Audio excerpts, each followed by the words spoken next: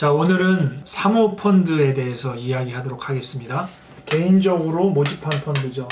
원래 펀드는 우리가 많이 알고 있죠. 불특정 다수로부터 돈을 모아서 전문적인 투자자에게 돈을 맡기고 그 사람이 투자를 해서 수익을 얻는, 이게 이제 보통 펀드인데, 이 펀드는 두 가지로 나눠지죠.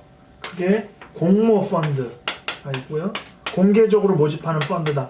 이게 우리들이 알고 있는 펀드고, 이번에 문제가 된 것이 이제 사모펀드라는 건데, 사모펀드는 뭐 이론상으로는 49인 이하의 투자 자금을 모아서 블라인드 방식으로 누가 투자하는지 묻지도 않고 투자 자금을 받은 사람이 PEF라고 그러죠. PEF가 운영하는 것을 사모펀드라고 그래요. 공시를 할 필요가 없어요. 어디에 투자했고 주주는 누구고 이런 거에 대한 공시라고, 기업 공시라고 하는데, 이런 공시를 할 필요가 없고, 보통 공모 펀드 같은 경우에는 한 종목의 10% 이상 편입하면 안 되는데, 사모펀드 같은 경우는 뭐 한 종목에 몰빵해도 상관이 없어요.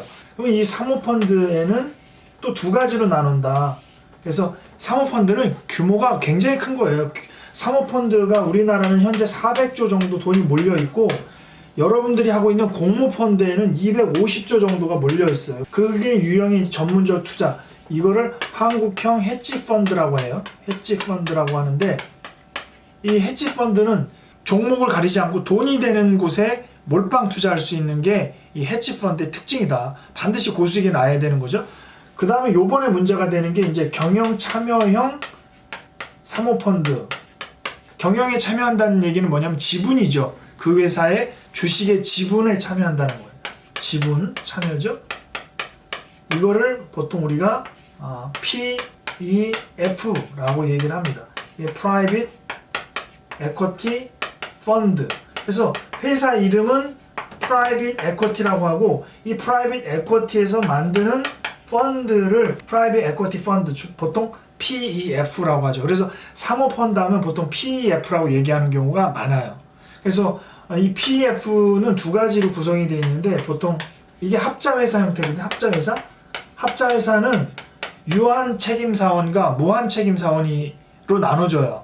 그래서 이 제너럴 파트너스는 보통 이제 업무집행사원, LP라고 해서 리미티드 파트너, 유한 책임사원, 쩐주, 돈 많은 사람이 돈을 투자하는 거예요. 이 제너럴 파트너스한테 돈을 맡기는 거예요. 그럼 제너럴 파트너스가 이 PEF를 만들어서 돈을 운용한 다음에 LP한테 돈을, 수익을 갖다 주는 거지. 그러면 여기서 예를 들어 펀드 A를 만들어서 뭐 인수합병을 하는가, 펀드 B를 만들어서 우회상장을 하든가, 뭐 펀드 C를 만들어서 매수 차익을 노린다든가, 그러면 이 업무집행사원 제너럴 파트너스가, 한국에는 제일 유명한 게 MBK 파트너스라고, 버거킹 인수하고 아시아나항공 인수하고 이런 데고, 그 다음에 IMM 이런 데는 뭐 홈플러스 인수하고, 그 다음에 이 사모펀드가 카카오의 멜론이라는 것도 또 인수를 해서 카카오에 뭐 팔죠. 이런 것도 다 이 사모펀드들이 하는 거예요. 한국에는 이런 회사들이 있는데, 외국에는 뭐 론스타, 한국 외환은행을 샀다가 하나은행에 팔은 론스타, 그 다음에 칼라일, 뭐 엄청난 회사들이죠. 그래서 이런 회사들은 오로지 돈밖에 안 보이기 때문에 기업 사냥꾼이라고 그래요. 기업 사냥꾼. 그래서 망하려고 하는 그런 흔들리는 회사들을 싸게 사가지고 좀 이렇게 구조조정을 하죠.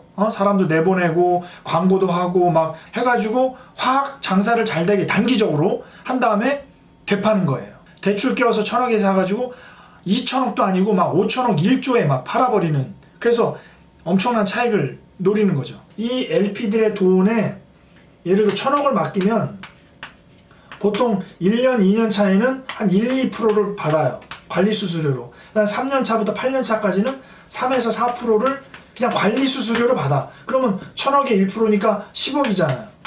그러면 예를 들어 8년 동안 받는다 그러면 80억 정도를 받는 거예요. 많이 받으면 4%니까 40억을 예를 들어 8년 동안 받으니까 320억을 받는 거야. 근데 이건 작은 돈이고, 성과 보수라고 해서 예를 들어 샀다 팔았는데 이익이 100억이 났다. 그럼 이거에 한 20%를 또 받는 거예요.